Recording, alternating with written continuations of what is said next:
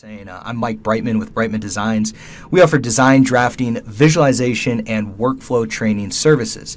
Just about everything that we do revolves around SketchUp Pro, Layout, Lumion, and our Condoc tools. So it's really, it's all about the SketchUp workflow for architecture. We've really whittled it down to these programs, and you can get everything done, really everything, all the critical pieces you can get done with these 4 pieces of software.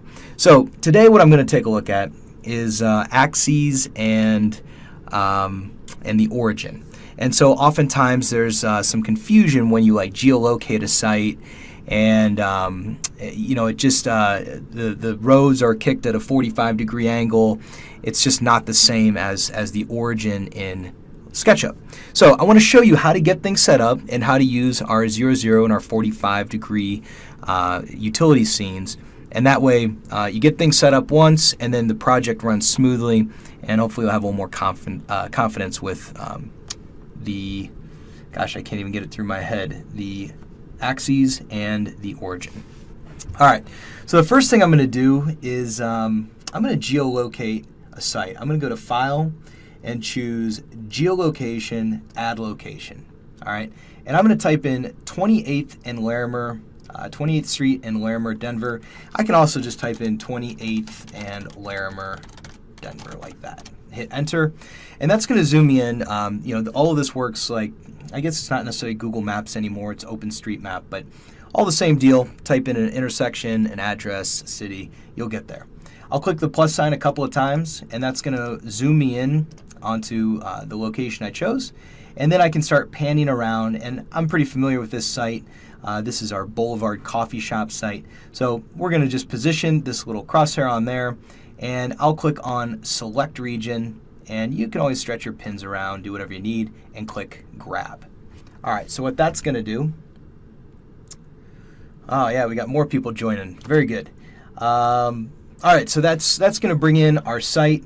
And so the first thing you notice is that when this comes in, the green axis is always north, and let's call that plan north, because solar north is always just a touch off of there, but for our purposes, green is north. All right, so green is north, and then we're going to go into moving these axes. All right, now there's a couple different ways to move the axes to get them on here so we can really model efficiently. All right, so one way to do that is to use the axes tool. Let's check that out. Over here, let's see, I need my large tool set, so I'm just going to right click on any toolbar, and we're going to get rid of our getting started, and I'm going to bring up our large tool set, and I do like to stack these in the corner. Okay, so the axes tool, it's over here on the large tool set. I'll click once to start it. All right, so now, select the tool, and then maybe I just choose, I'll click here, and then you can see in the bottom left corner of my screen, it says pick direction for red axis. All right, so I'm going to slide this over here. I want the red to go this way, like that. And then it says pick direction for green axis. This is a good tip. Just about any tool is always going to give you some feedback down here in the bottom left corner. All right, so now we're just going to point the green axis this way and click. All right, so that's one way to move your origin and your axes. All right, so I just kind of tried to get these things lined up as best I could with the buildings on my site. Now what this does is now all of my inference engine, as I'm drawing around in here, it's now aligned to this axis settings. All right, so let's get rid of that.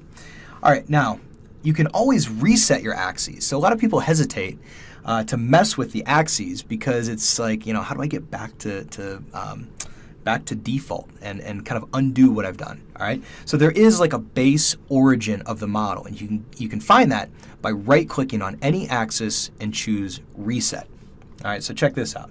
If I right-click on this, any axis, and choose Reset, that's going to put my origin right back to the 0, 0, 0 of SketchUp. It's going to reset my green to be that plan north, right? And that's it. Kind of gets rid of what I did. All right, so because I didn't save those the axes locations that I put in, it's not gonna hold on to that. That's not saved anywhere. Okay, so what I like to do is I might try to find out what what degree of rotation this is set up at. Rather than using my axis tool, I might measure it with my protractor tool and then do a more precise move of my axes. All right. So let me just show you how to move an axis, and then I'll show you how to use that protractor tool. So if I right click on any axis, doesn't matter, blue, green, or red, right click and choose move. All right. So now I've got my move sketching context dialog. I want to rotate my axes about the blue axis. All right, so I want to about this, I'm like, if I could orbit, I'd look straight down that blue. I want to rotate about that. All right, I'm going to say rotate, I forget actually, I think it's minus, we'll just say minus 45, like that, and hit enter.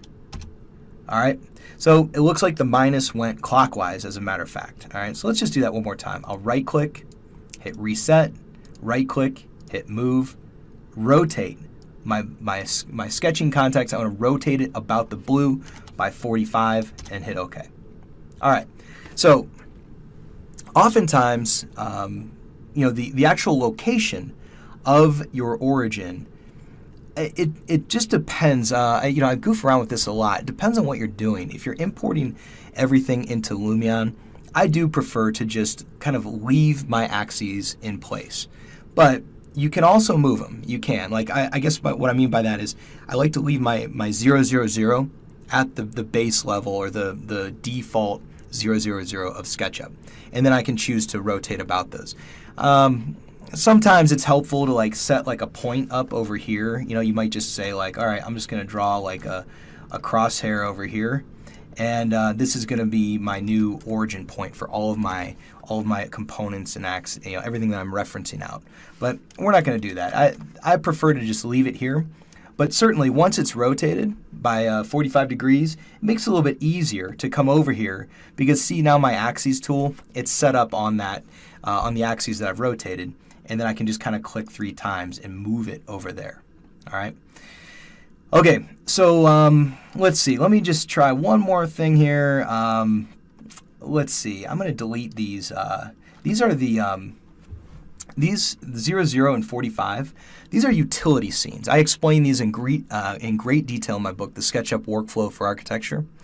And we talk about creating utility scenes. And the idea behind these is that if you have grid shifts that you want to set up, like it could be 0, 0 you want to get back to, or 45, or it could be 15 or 22.7.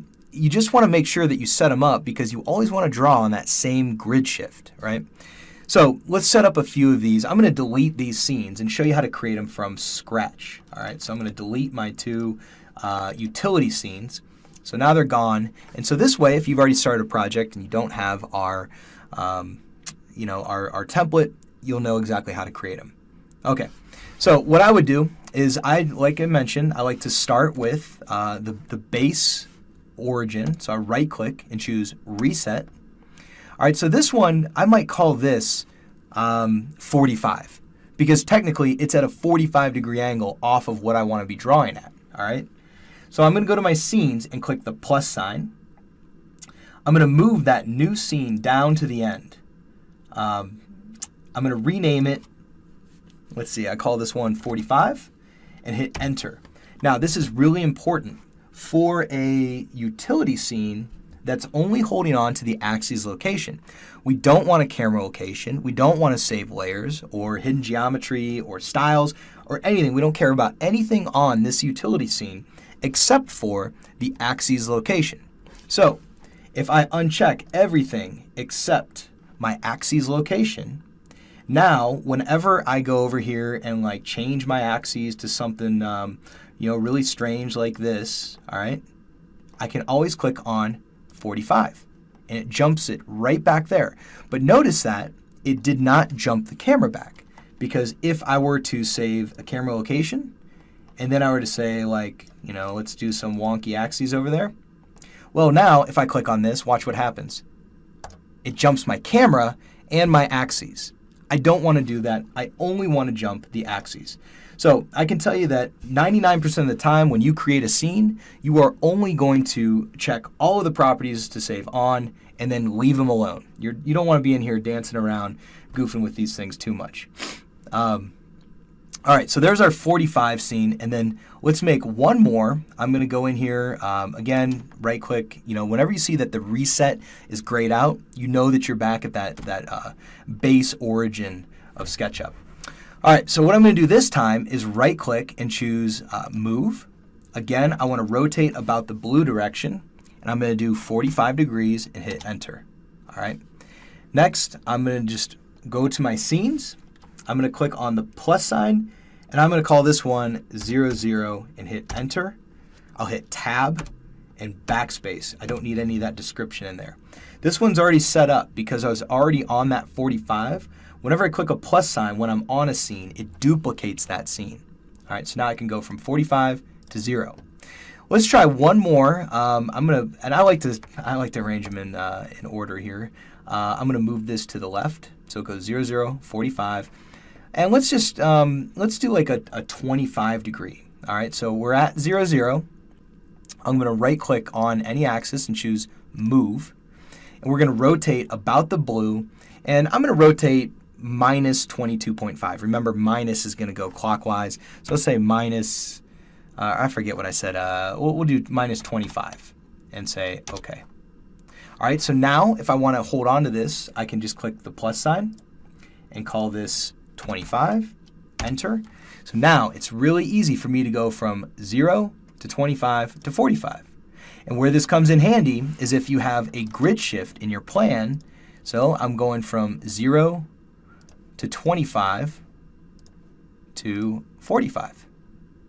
All right, so without having to draw a bunch of guidelines using the protractor tool, without having to hover around and create a bunch of inferences, I can use utility scenes to kind of jump my axes back and forth between the critical grid shifts. Typically, 0 and 45 is pretty good. If you've got something kind of goofy in your plan, that's fine too. You just set them up. So that's how you do it. Anyway, so I definitely appreciate you guys coming in. Again, usually the way that these sessions work is that I do a brief presentation and then we stick around for questions. But sadly enough, today we're a little short on time. But if something is pressing, shoot me an email or give me a call. But for now, we're going to sign off, and we will be doing some more of these coming up. So make sure that you do sign up for our newsletter, follow us on social media, and if you learned something today or you like what you saw, please do share that with your colleagues, and that's what really keeps us going. So definitely appreciate you coming in, and we'll see you at the next tutorial.